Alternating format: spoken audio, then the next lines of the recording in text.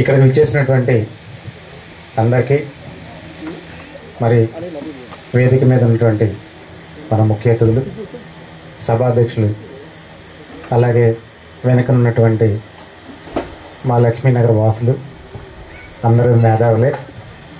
ఒక రకంగా చెప్పాలంటే ఇంతమంది మేధావుల ముందు మాట్లాడటం కొంచెం నాకు కంగారుగానే ఉంది. ఏదేమైనప్పటికీ నాకు ఈ అవకాశం ఇచ్చినటువంటి సభాధ్యక్షులకి ముందుగానే కృతజ్ఞతలు తెలియజేస్తాను. మరి పొరపాటున ఆకలిని మర్చిపోతానేమో బహుశా. వాస్తవంగా ఏంటంటే డాక్టర్ బిఆర్ అంబేద్కర్ 134వ జయంతిది. మన ముందు కనపడుతున్నటువంటి ముగ్గురు కూడా ఈక్వాలిటీ కోసం, సోషల్ జస్టిస్ కోసం, అలాగే అనేక రకాలైన విషయాల మీద దళితులు, బడుగు బలహీన వర్గాలు ఎవరైతే ఉన్నారో వాళ్ళు ఈ సమాజంలో అణగదొక్కబడకుండా అభివృద్ధి చెందేలా అనేక రకాలుగా వాళ్ళు ఫ్రీడమ్ ఫైటర్లుగా, అలాగే రాజ్యాంగ నిర్మాతలుగా, అలాగే సమాజంలో అనేక రకాలైనటువంటి కార్యక్రమాలు నిర్వహించి ఈరోజు వారు అమరులై మన చేత కొనయాడింపబడుతున్నారు. ఈ విషయం తెలుసుకోవడం కోసం మనం తెలుసుకున్నాం, మన పిల్లలు కూడా తెలుసుకోవాలనే ఉద్దేశంతో ఒక మంచి కార్యక్రమాన్ని ఇక్కడ మన లక్ష్మీనగర్ వాసులందరం కలిపి ఏర్పాటు చేసుకోవడం జరిగింది. ఈ సందర్భంగా నేనైతే ఒకటి చెప్తున్నాను, మరి ఈ మహానుభావులందరూ సోషల్ జస్టిస్ అని, ఈక్వాలిటీ అని అనేక రకాలుగా ఫైట్ చేసినప్పటికి కూడా నేనైతే ఈ భారతదేశం అనేక రకాలుగా అభివృద్ధి చెందింది. చాలా రకాలుగా, టెక్నాలజీ పరంగా కానీ, ఎకనామికల్గా కానీ, పొలిటికల్గా కానీ చాలా అభివృద్ధి చెందింది. కానీ సమానత్వం అభివృద్ధి చెందల, సహృదయం అభివృద్ధి చెందల, లీగల్ ఫ్రాటర్నిటీ అభివృద్ధి చెందల. అనేక రకాల విషయాల్లో ఇంకా చెప్పుకుంటూ పోతే చాలా విషయాల్లో కూడా అభివృద్ధి చెందుతుందని మనం అనుకుంటున్నాం అంతే. గతంలో ఒకసారి మా తాతగారు చెప్పాడు భారతదేశం అభివృద్ధి చెందుతుందని, మా నాన్నగారు అదే చెప్పాడు భారతదేశం అభివృద్ధి చెందుతుందని. నేను కూడా నా పిల్లలకి అదే చెప్పాను, భారతదేశం అభివృద్ధి చెందుతుందని. ఎక్కడ అభివృద్ధి చెందుతుంది?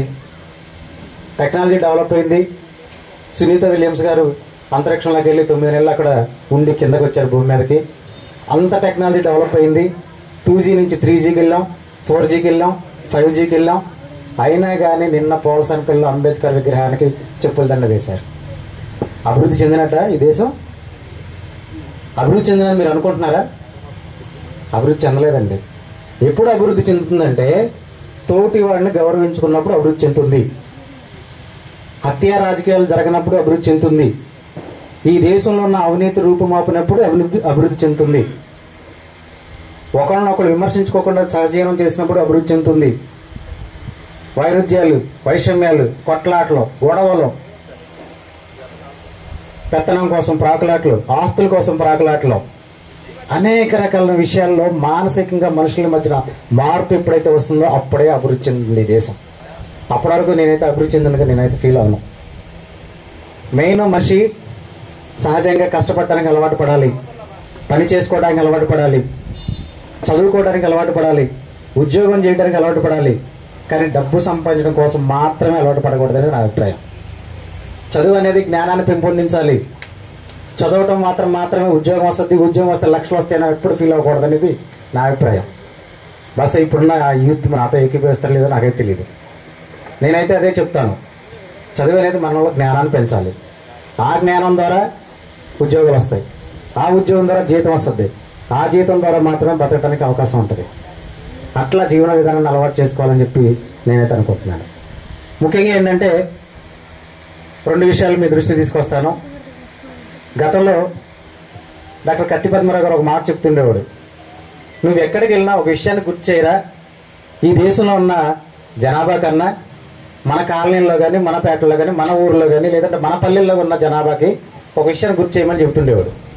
ఏంటి అంటే ఆదివారం వస్తే కేజీ మటన్ కొంటాం, 2 కేజీలు చికెన్ కొంటాం, 3 కేజీలు రొయ్యలు కొంటాం. ఎంతో అద్భుతంగా ఖర్చు పెట్టి మనం హాయిగా వండుకొని మసాలా వేసుకొని తింటాం. కానీ 3 రూపాయలు పెట్టి ఒక న్యూస్ పేపర్ కొనం, మనం పొరపాటును కూడా కొనం. ఒకవేళ కొన్నా కానీ అది చదవం. దయచేసి నేనేమంటున్నానంటే ప్రతిరోజు ఉదయం లేవగానే ఇక్కడ ఉన్నటువంటి వాళ్ళకి నా సజెషను ఒక్క న్యూస్ పేపర్ చదవండి ఉదయం లేవగానే. ఇంగ్లీష్దా, హిందీదా, తెలుగుది అనేది కాదు, ఒక్క న్యూస్ పేపర్ ప్రతిరోజు. దానికోసం 3 రూపాయలు కేటాయించండి. అప్పుడు ఏమవుతుందంటే మీలో ఉన్నటువంటి జ్ఞానం పెరుగుతుంది. ఆ జ్ఞానం ద్వారా ఎలా బతకాలో తెలుస్తుంది. ఆ జ్ఞానం ద్వారా ఎవరిని ఎలా గౌరవించాలో తెలుస్తుంది. ఇదే విషయాన్ని కత్తిపద్మరావు గారు నాకు చెబుతూ ఉంటారు అనేక మీటింగ్లు అనే ఉండేది. నేను అదే చెబుతున్నాను అందరికి కూడా. ఆఖరిగా ఏంటంటే మరి మహానుభావులు ముగ్గురు కూడా చాలా ఈ దేశం కోసం కానీ దళిత జనోద్ధరణ కోసం కానీ పాటుపడి కృషి చేసి మరి అమరులయ్యారు. వారికి మరొకసారిగా 134వ బిఆర్ అంబేద్కర్ జయంతి శుభాకాంక్షలు మీకు తెలియజేస్తూ, జోహార్ డాక్టర్ బిఆర్ అంబేద్కర్, జోహార్ డాక్టర్ బిఆర్ అంబేద్కర్, జోహార్ బాబు జగజ్జీవన్ రావు, జోహార్ బాబు జగజ్జీవన్ రావు, జోహార్ జ్యోతిబా పూలే. Thank you.